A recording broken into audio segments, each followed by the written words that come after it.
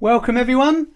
Nice to see everyone leaving comments in the chat from all over the world. So we've got some good numbers on this session, so thanks for joining. Just let me know if you can hear my voice okay, and a bit of bass as well. Okay, just someone leave a message. So I always say this, but there's a slight delay on the comments on the chat. Normally kind of takes about 40 to 45 seconds to come through. So I'll keep an eye on that. Hopefully you can all hear me okay.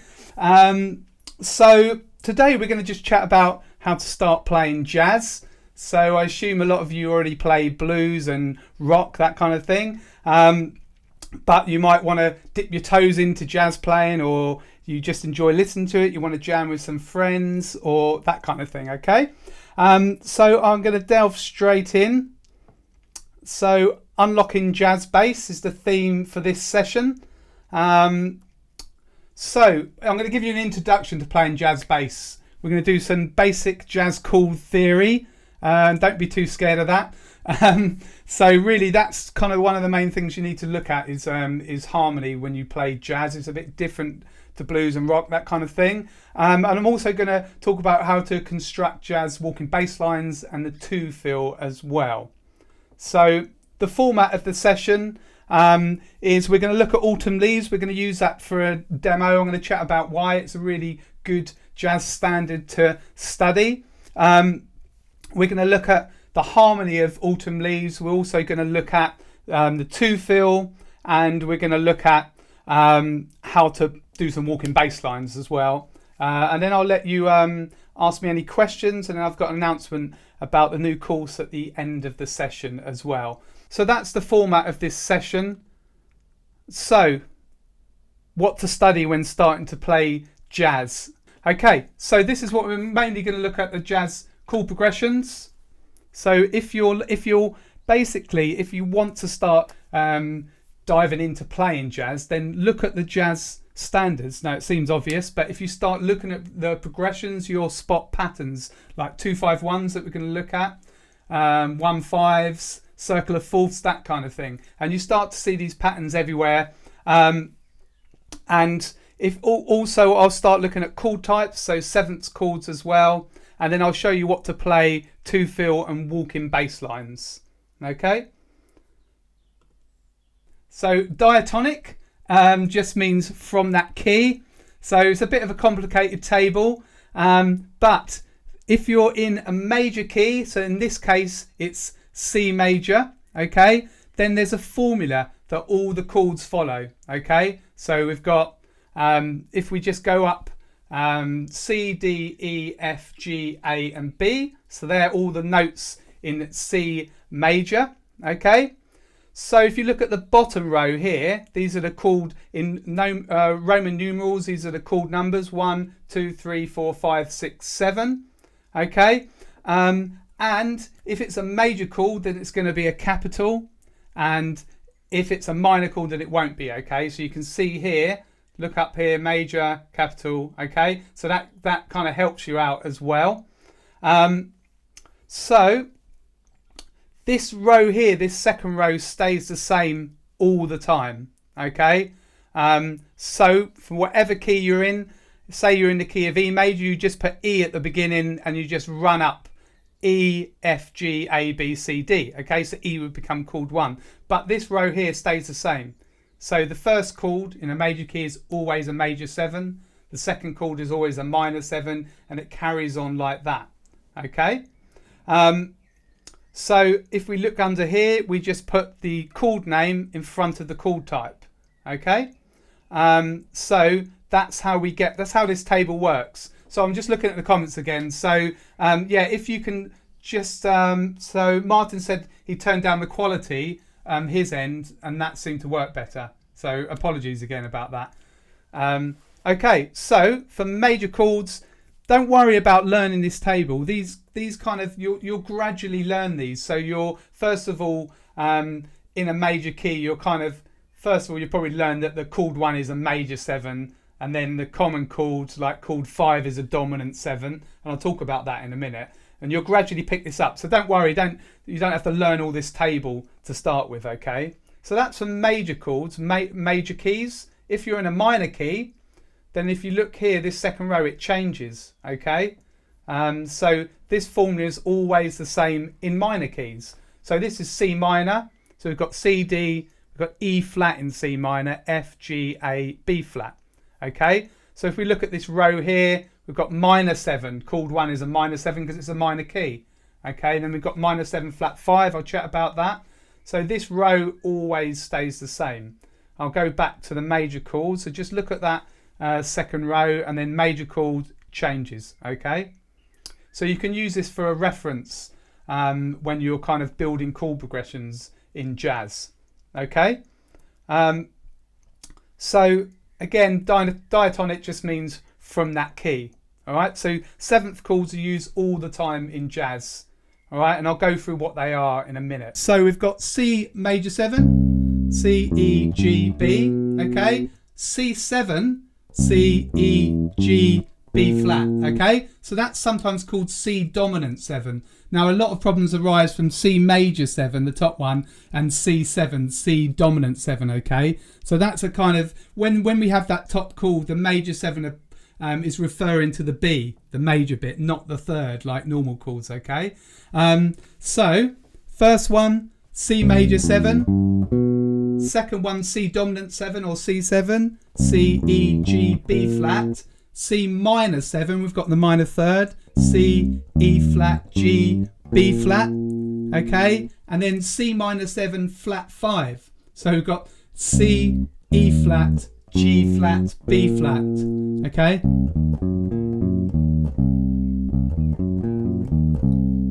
Okay, so they're the 4 chords that you need really. First of all, there's diminished chords as well, but these are the kind of main ones that you need, okay? So just make sure that you get those under your fingers, start them on C and then play them on different chords, okay? 2-5-1s, all right? So you get 2-5-1s all over the place in jazz progressions. So that just means chord 2, chord 5 and chord 1, okay? So you have minor 2-5-1s and major 2-5-1s, okay? So a minor 2-5-1, the chord 2, so in this case it's in C minor. So if you see up here 2-5-1, so the 1 chord is at the end. Okay, chord 2 is always minor 7 flat 5. Okay, let's go back to that table. Okay, so chord 2 here, minor 7 flat 5. Okay, so you kind of just learn this formula here. So a 2-5-1, chord 2 is always minor 7 flat 5. Chord 5 is always a dominant 7 or just a G7 in this case. And then chord 1 in a minor 2-5-1 is a minor 7. Okay? So that's a minor 2-5-1. A major 2-5-1 is a slightly different formula. It's just a minor 7. You haven't got the flat 5. A 7, a dominant 7th, and then a major 7 chord. Okay? So they're your 2 types of 2-5-1s. All right, so once you start looking at jazz standards, then you'll see these 2-5-1s all over the place, okay? So thanks for anyone that's just joined me. There's been a bit of a problem with buffering. Hopefully you can still see it. I think it's a bit better now, okay? So 2-5-1s, let's have a little look here. So we're going to start looking at Autumn Leaves. Now this is a popular jazz standard. People play it in many keys, okay? But it's a great one to study because it contains the 2-5-1 progressions, major and minor, okay? Once you understand the Autumn Leaves chord progression, you'll be able to understand lots of other jazz standards. So it's got a lot in there. So it's a really great one for people to study, okay? So what I've done here, there's an A section that's repeated twice, a B section and a C section. So if you look here, what I've done, I've started analysing it, okay? So that first, so bear in mind it's in the key, we're doing it in the key of C minor, okay? So if we look here, you've got F minor 7, B flat 7, E flat major 7. Now that's a 2-5-1 in the key of E flat major. So when we look at jazz standards, we often look at different key centers throughout the progression. So we kind of think of it globally as in C minor in this case, but we have lots of different key changes. That's that's a kind of different way really to sort of analyze chord progressions. You don't kind of tend to do that in blues, but you might have a pop song that changes key halfway through, like Layla's got the second half in a different key. Okay, so if you don't know, we have a major key and we have a relative minor, or you have a minor key and a relative major. So E flat major, the relative minor key is C minor. Okay, so they're relative, they share lots of the same chords. Okay, so in this case there's a 2-5-1 in E flat. So E flat, chord 2 is F, chord 5 is B flat, and chord 1 is E flat. Now just look at those: minor 7, dominant 7th, major 7th. If we go back, okay, look at the major 2-5-1, minor 7th, dominant 7th, major 7th. Okay, so it kind of follows that formula. Now we'll just skip to here. This is a minor 2-5-1 in C. Okay, now that's a C6, but you can treat that the same as a C. It's a C minor 6, a C minor 7. You can treat it the same, okay? But look at these two: minor 7 flat 5 for chord 2, and that's a G7. So let's go back to the minor 2-5-1 here, okay? And you can see that those chord types are the same. Now this is fairly complicated, okay? But if you grasp this bit, then you can do a lot with this, okay? So it might be a bit overwhelming for a few of you if you've never kind of looked at this before. But this is kind of the core of it really that you have to learn. And then this is chord 4. If we stay in the key of say E flat major, that's chord 4, okay, in E flat major. So you've got E flat, F, G, A flat. So that's chord 4. So it can, when you analyze these chord progressions, you can analyze them in a few different ways, lots of different ways to do it. But if someone sees this one, then they'll look at this top line and go, and if they're soloing, or if they're a guitarist or keys player or sax player, then they'll just think, oh yeah, minor 2-5-1, and then they'll know some minor licks that work over minor 2-5-1 licks, and then they'll think, oh, major 2-5-1, and they do those licks. So that's how players, kind of jazzers, start to look at these progressions. They look at them as groups of chord progressions. So they analyze it like that, okay? The B section. Now look at that. Glance at the chords, okay? I'll give you a little while, and then I'm going to go back and see what you notice. See if you notice anything there. So have a little look there, and I'll go back to the A section.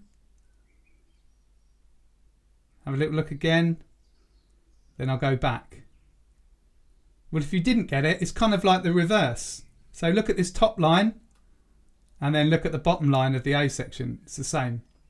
Look at that top line, and then look at the bottom line. So it's the same. So it's the B section is the A section flipped upside down, okay, in reverse. So once you know that A section, you know the B section, and it works the same way. You know, the analysis is exactly the same. There's a minor 2-5-1 first, and then a major 2-5-1. So if someone was soloing, they'd look at the A section, they'd just be like, oh, minor 2-5-1, and then major 2-5-1, play the A section, B section, minor 2-5-1, major 2-5-1. So that's useful for them. Okay, but I'll talk about how we construct our walking bass lines and why it's useful for us as well. But once you start to see these 2-5-1s, you'll find them in loads, almost any jazz progression. Okay, 2-5-1, you kind of hear it, and you'll start hearing it in the bass, that kind of thing. Okay, and then there's a C section, slightly different. This one's the same, the bottom line's the same. It's that minor 2-5-1 in C minor. This is a 2-5, okay, a 2-5 in C minor. And then here is quite interesting. This is a cycle of fourths. So you've got C, and then F is the fourth of C. If you're in C, 1, 2, 3, 4, C, D, E, F. So that's called 4 in C minor. And in B flat, C, D, E flat. So 1, 4 again. So that's basically a cycle of fourths, and jazz players love cycle of fourths. Let's have a little look here. So this is our, if you haven't seen this before, it's a circle of fifths diagram, but jazzers refer to it as the cycle of fourths, okay, because they go back the other way. Okay, so you can use this diagram both ways, both are correct. Okay, so have a look here. C, just ignore the extensions C, F, B flat, E flat. Okay, have a look here. C, if we go backwards, F, B flat, E flat. Okay, so you can see there, this just follows cycles of fourths. All right, so this is a really great diagram. If you haven't got it, just start looking at it and start studying it. It's brilliant. If you look at here, that's a 2/5. So we can analyze the chord sequences like this. Okay. As I said, it might be a little bit complicated for you at the moment, but that's how we start to analyze. By the way, if you've got any questions, I'll let you ask them at the end, but if anything as we go through, then just put them in the comments, and then I'll have a little look at the end as well and answer any questions that you've got. So if we talk about how we actually play over these progressions, so a 2-fill is what I would recommend that you start doing first of all. So this is often the bass player will play a 2-fill under the melody. Now if you're playing jazz, the melody is called the head. All right, they just call it the head. So a 2-fill is where you play 2 notes to the bar, okay? And sometimes you have the addition of the occasional walking pattern and a bit of a busier pattern, but it's basically 2 half notes in each bar, and you can just do it with root notes if you want, or you can start adding some different chord tones like roots, fifths and thirds as well. Okay, so that gives you your 2-fill. Okay, so first of all, start with a 2-fill, and you'll be able to hear it. It's a slightly different pattern, that kind of thing, instead of a full walking pattern. So you often you'll notice the drummers doing a 2-fill or a kind of swing beat. All right, so this is the A section of Autumn Leaves. Okay, so if we put a 2-fill in, this is a 2-fill that I've written. Okay, so the start of each bar, I've just put the root note. So you want to really do that. So we just got F, B flat, E flat, A flat, D, G, C, C. Okay, you've got 2 bars of C6. And by the way, when we're looking at chords, we don't need to worry about the 13ths and the 9ths, the flat 13ths, the sharp 9ths, any of that. We don't really need to look at that, okay?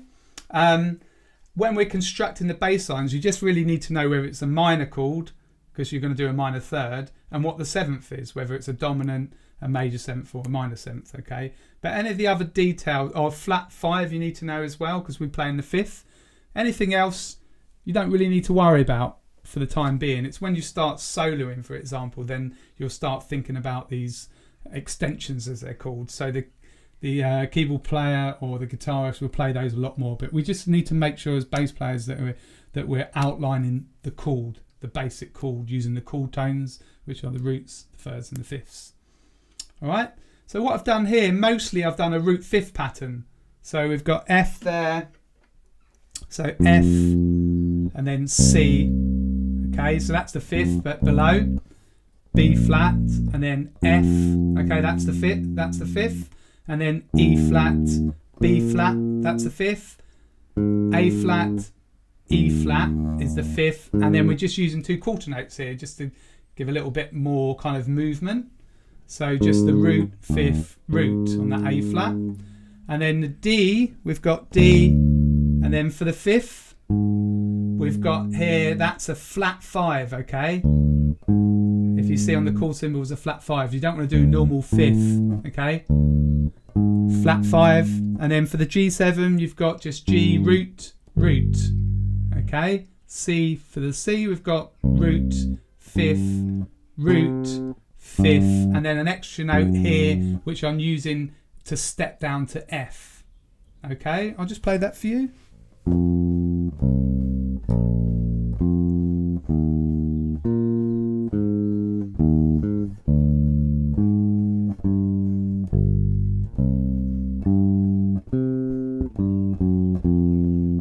Okay, so what I'm going to do, I'm going to play it with a backing track. I have to use this MP3 player because if I play it through here, there's a massive delay, so it doesn't really work. So for this, there's 4 bars intro. So the intro is actually the last 4 bars here: D minor, 7 flat 5, G7, C6 for 2. So I'll just sit out for 4 bars and I'll come in and you can hear how this 2 feel sounds. 2, 3, 4.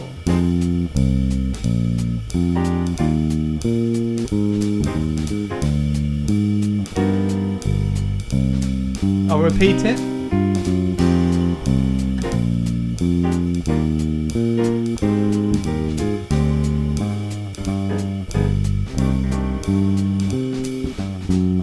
Okay, and then we move on to the next section, okay?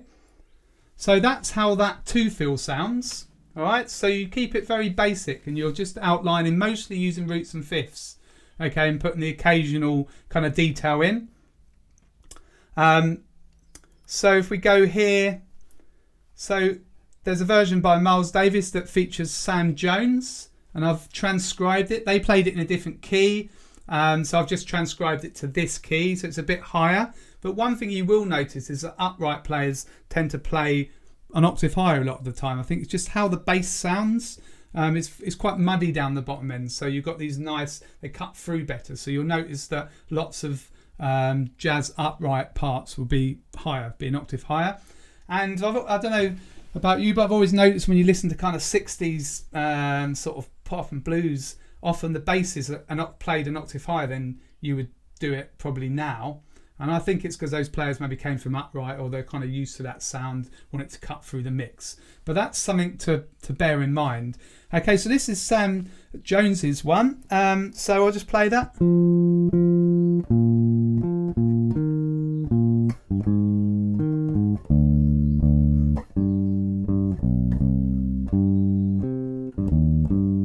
Okay, so it goes on. I'll repeat it twice. I'll do it with the backing tracks. You can hear it sounds a little bit different. Okay.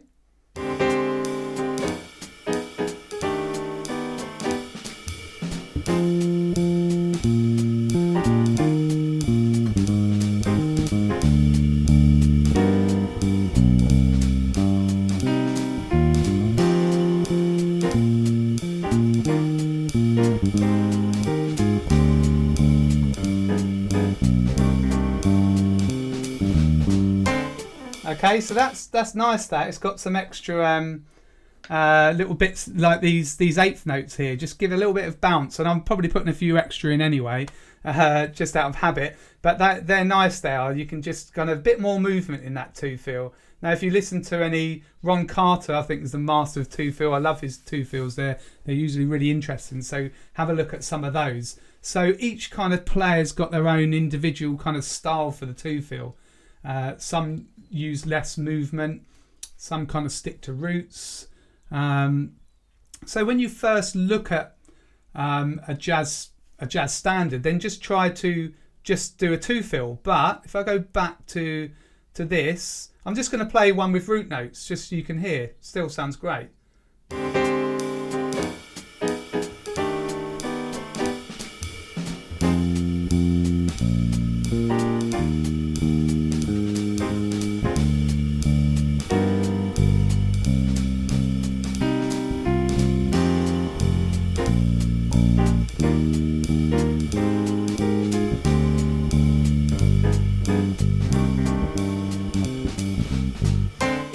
Okay, so that's what I'd suggest. Just do root notes first of all, 2 to a bar, and then you're just making it sound more interesting and developing the idea as you go through.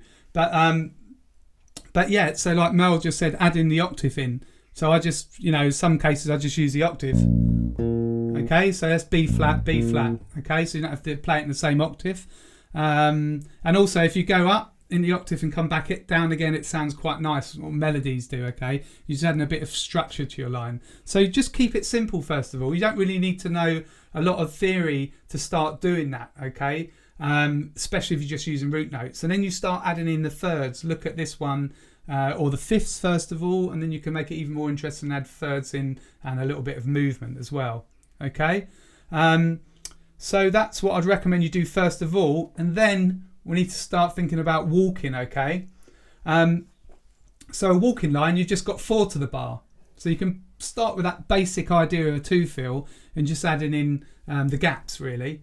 But when we're playing jazz, we think of beats 1 and 3 in 4/4 time anyway, which most swingers in. 1 and 3 are the strong beats, okay? So if you look back on our walking line, we're playing on 1 and 3 when we just do a 2-fill, okay? Beats 1 and 3. So we use chord tones, mainly root notes, thirds and fifths, occasionally sevenths.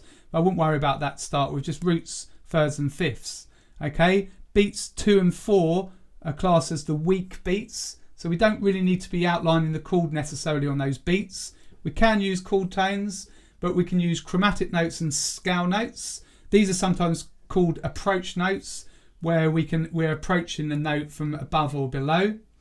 A scale note is obviously the note from that scale. A chromatic note is a note outside of the key. Okay, I'll show you what that is in a minute. So you can use this basic formula when you're constructing a walking line. So what I've done here is that's the 2-fill that I just, my 2-fill. And I've changed the half notes to quarter notes. So the same notes, exactly the same notes, but we've got gaps here to fill now if we want to turn it into a walking bass line, okay? So this is how you approach it. You've got these strong chord tones on beats 1 and 3, and you want to add in notes to that, okay? So I've put some extra notes in here. I'll just play that for you.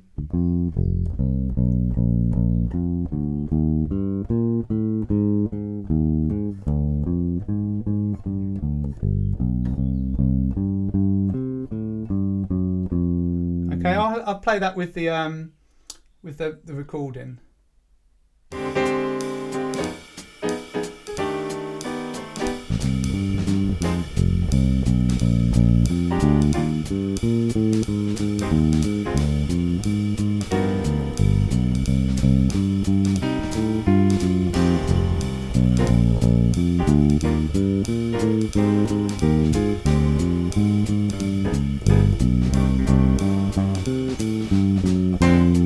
Okay, so we've always on the autumn leaves you've got the A section twice, so that's why that kind of works.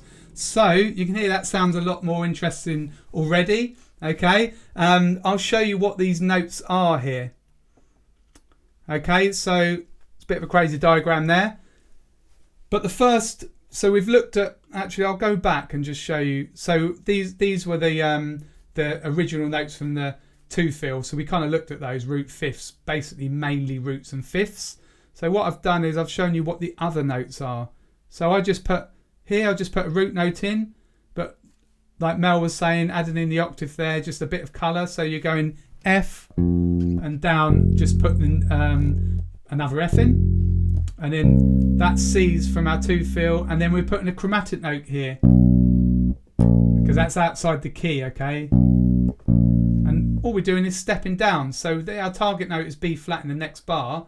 We're just filling that gap. C, B, B flat. Okay? And when you have any kind of like walking fret by fret, it sounds quite nice. Okay?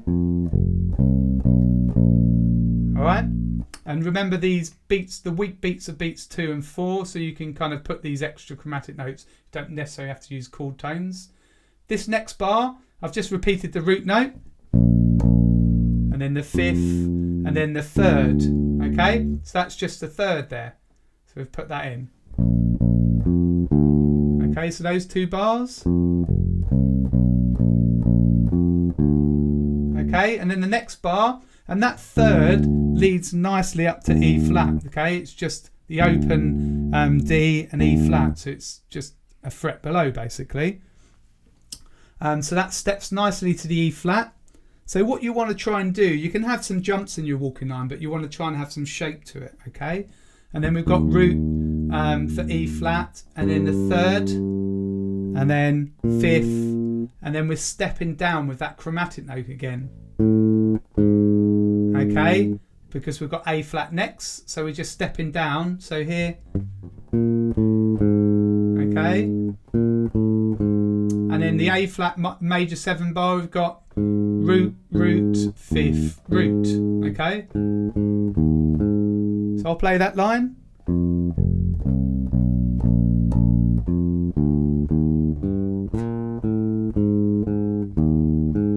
Okay.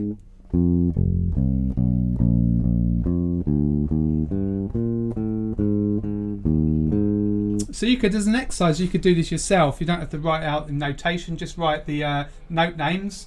Just structure out a bar on a blank piece of paper and just write the notes in. Start with the strong beats 1 and 3, and then fill in the gaps. All right, you've got loads of options. You can do whatever you want really, especially on these weaker beats.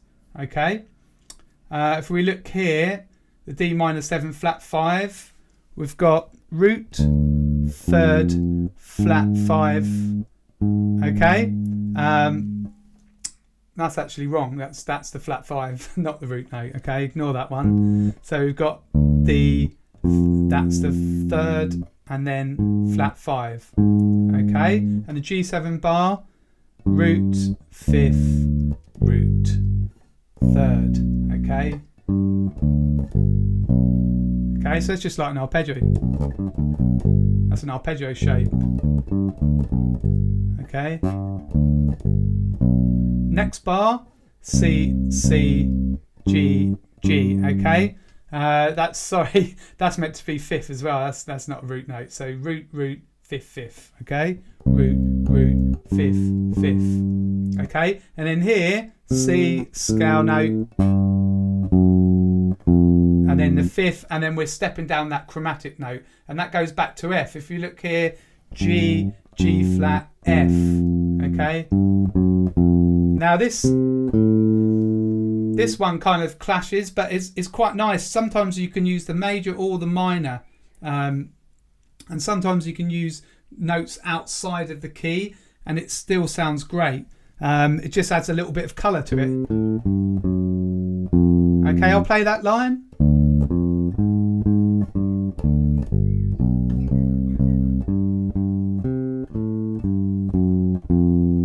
Okay, I'll play the whole line and just listen. You can kind of hear the chords that it's implying.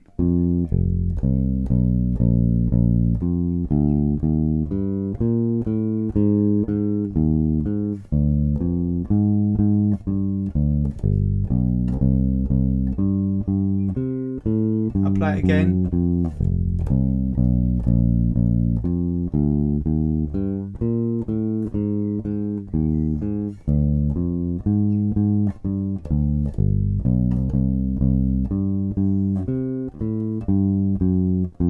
Okay, so your job as a bass player is to try to outline the chords. If someone just heard that, an experienced jazz player, they would be able to tell you what they are, what the progression is. Okay, they've probably noticed, they'd probably recognise Autumn Leaves. So you can keep it very basic. So when I first started playing jazz, I remember we just had some jazz gigs. I was just reading out from the Real Book, which is a collection of all jazz standards, and just trying to construct my own walking bass lines. It was very simple at first, lots of roots and fifths. Then I'd start having little patterns like this bar here. I'd start using that, and then I'd just get sick of my patterns. I'd just be kind of doing the same thing and repeating it over and over again. And then you just start to learn more and just make it more complex and then more interesting. Okay. So there's a question here from Mel for the end of the lesson. I'll check that then. So yeah, this looks pretty complicated, but that's the approach that you want to start kind of doing. Okay, what I'm going to do here, so this is the whole of Autumn Leaves. So you've got A section twice, B section, and then the C section. I'm going to play it through with a backing track. I'm going to do 2 fill for the whole thing, and then a walking line. And just listen, when I go into the walking line, you'll hear the change in the drums as well. You hear really kind of swing thing going on. I'm just going to use some of the ideas that I showed you and just kind of make my own thing up from the chord chart. Okay, so 4-bar intro.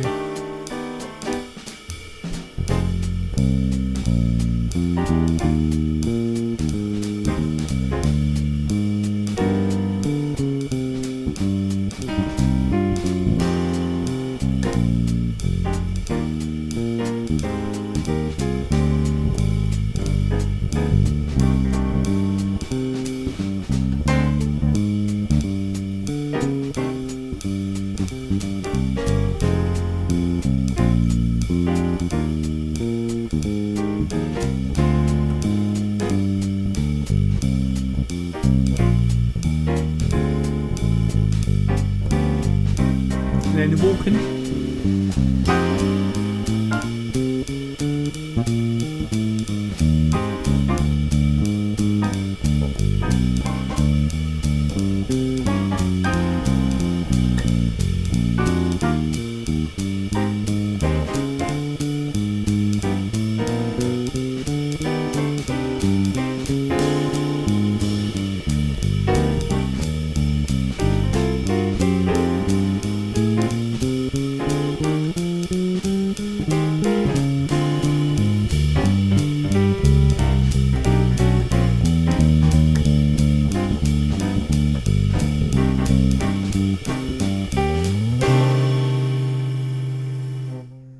Okay, so you can, let's try and stop that. So the great thing about walking bass, you can go all the way over the neck. So one of them, I think, ended up on the on that high A flat. Okay, so that gives you a kind of rough idea of how I would approach that. It's quite fast. That's the thing about jazz standards. A lot of them are quite fast. If you're doing kind of ballads, you might do just the 2/5 throughout the whole thing. But there's some really, really fast jazz standards. You've got to think quite quickly when you start doing that. But yeah, that's me kind of sort of jamming to Autumn Leaves. So hopefully that's given you a bit of a kind of idea of how you'd approach the jazz standards. So I'm just going to have a look. That's kind of main thing I wanted to show you, really. Just starting off, I'm just going to look at some of the questions. But put any questions in the chat. So yeah, great question. So Mel said, do you switch back and forth between a walking line and the 2/5 depending on what's happening in the song? Yeah, so generally I would say that you use the 2/5 under the head, under the melody. So you kind of use it at the beginning and at the end. Okay, and then you kind of walk in the middle. But sometimes you might have a cool thing where everyone drops out. If it's, say, like a sax solo, for example, and the drummer, they just keep going, you drop out entirely. But normally I would say, on the whole, once you start getting into that swing, then it just carries on. You just kind of just build it up until you go into the 2/5 for the head at the end. So that's generally how a jazz standard will work. You'll have the melody a few times, solos in the middle, and then back to the melody to end. And then when you're doing the solos in the middle, it just goes over the form. So that same form that we had for, that I showed you, let's get back there, here. So that form for the melody, you just keep repeating that form over and over again for the solos. And then you'll just, on cue, someone will go to the head again, to the melody. And then you've got to kind of be looking up, because different people will take solos or just nod. They generally nod when they're coming near the end of their solo, which will be towards the end of one of the times round the form. And once round the form is called a chorus in jazz. So you build up intensity by note choices a lot more in jazz. So you might do some clashy kind of things, more chromatic notes, putting in some sevenths, for example. So that's more tensions kind of built up that way for jazz. So that's that one. Yeah, so I'm going to replay your webinar multiple times to get strategies on my belt. Yeah, you need to kind of just start working these things slowly and they seep in. Wald, why do we care what the relative minor is to the major? It really only helps if you start to improvise. So as bass players, first of all, you don't really need to worry. It doesn't really matter. But if you start to want to analyze them, if you're say, like I said, if you're soloing, you're just going to look at little groups of progressions, and then you're going to have to you'll think, rather than trying to play a solo by looking at each individual chord, you group it up into little progressions, and then you can have a nice flowing lick or something like that. So if you want to kind of understand it, then it's important to know what the relative major and minor is, because remember when we looked at those my analysis, we could see that there were 2-5-1s in the relative major in C minor. Okay, so it's really just the kind of way that you approach looking at it that's more important when you're soloing, but eventually if you're playing jazz, then you will start soloing as well.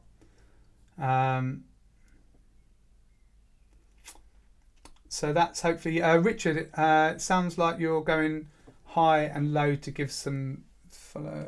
How do you decide? And well, basically, I think you're just asking. It sounds like you're just you're mainly trying to give some shape to your walking bass line. So I might stay in one area for a bit, and then I'll sort of go higher, stay there, come back down again. So I'm just trying to give some shape and variety, really. So there's no kind of sort of formula to why I'd pick a certain area or a certain octave. It doesn't really matter. If you want to cut through a bit more, you might play a little bit higher, that kind of thing. So it's just up to you. You're just trying to make your walking line as interesting as possible. So you've got some different options and just choose from them, basically. Let's have a look here. So how do inversions come into it, if at all? Well, okay, so inversions, if you don't, for jazz walking bass, you kind of don't really think about as inversions. If you're the guitarist or the piano player, you would think about inversions. So you'd think about your bottom note might not be the root note. In walking bass, you might start on the third. If you did that and sort of pop, it would be called an inversion. But we don't have to really worry about it. So it doesn't really come into it, actually. But that's a good question. I'll keep looking into the comments, okay? But now I'm just going to chat about where to go from here. So the quickest way to start playing jazz is to just work through jazz standards. Listen to the iconic jazz bassists to learn specific note choices that support the band and sound authentic. So that's a big thing about jazz, is trying to work out how to sound authentic, okay? So you're going to get that from these other players. And just slowly start working through chord charts, okay? From the Real Book, there's the iReal app. You can get that. It's quite cheap. They've got loads of jazz standards, so that's what I suggest for that. So yeah, I'm just going to chat about my new course as well, which kind of deals with this. It's called Walk with the Masters. If you want to check out that, gbshed.com/learn jazz bass. I'll put a link on the replay as well in the description. So in this course, I've picked 6 iconic jazz standards, okay? And I've looked at all the bass lines and analysed them and talked about how they work, okay? So it's designed for bass players with little to no experience playing jazz. The tunes are from albums like Kind of Blue. So I've kind of picked popular jazz standards that you might have heard already. And they all contain classic bass lines by people like Ray Brown, Sam Jones that we looked at, Paul Chambers. And the course contains a mixture of jazz styles. So it's not just walking bass. There's a Latin number, modal jazz, like So What is modal. So we look at some kind of different styles and how to play bass for that.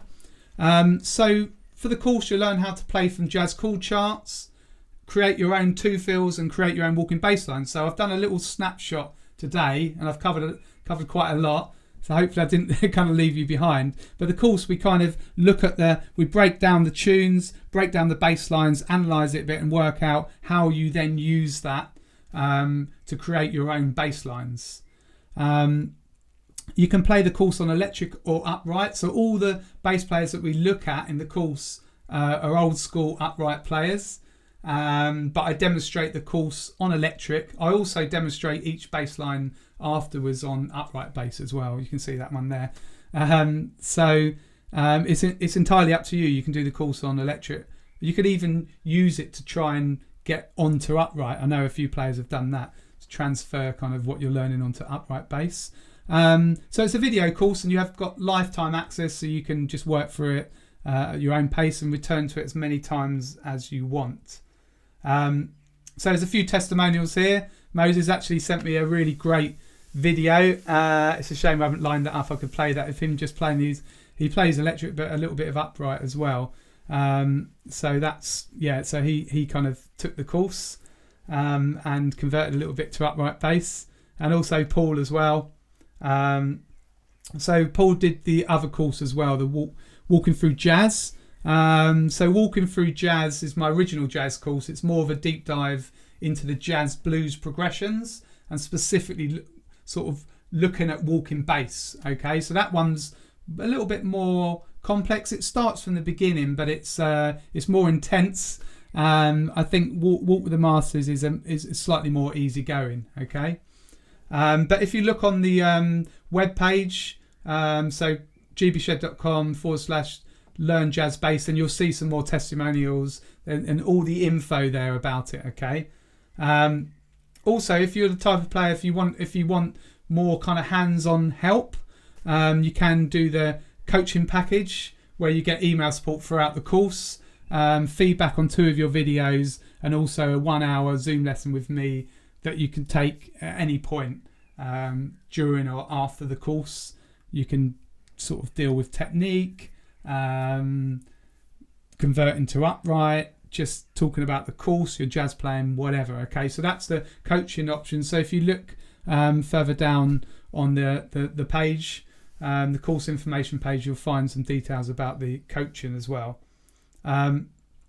So it's open for enrollment now, and just head over and take a look. Okay, I'm going to just look through the chat again.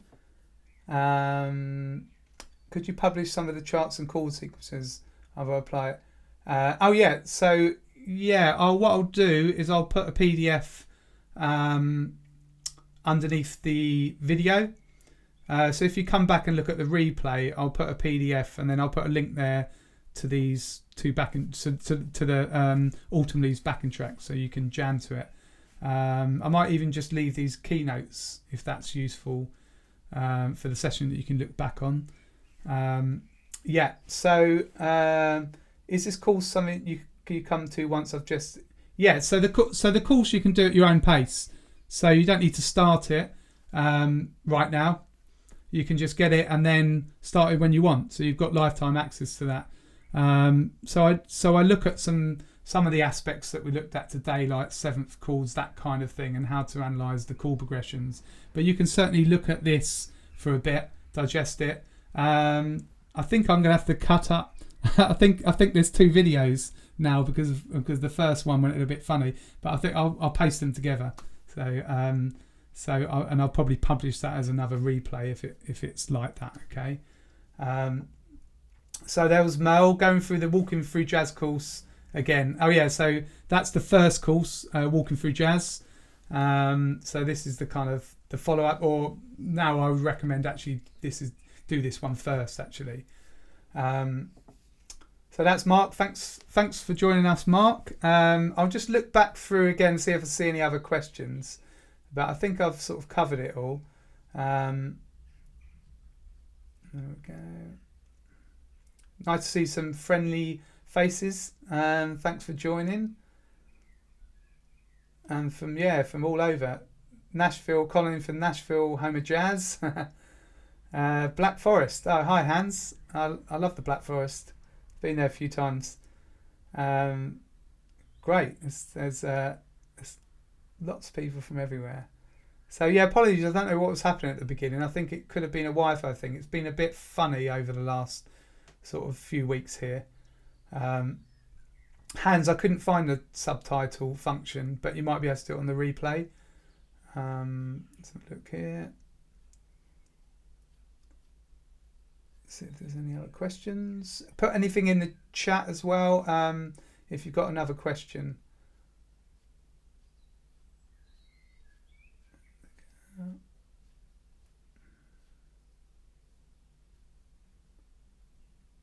Okay, so it appears that this second version didn't buffer by the looks of everything there. There we go.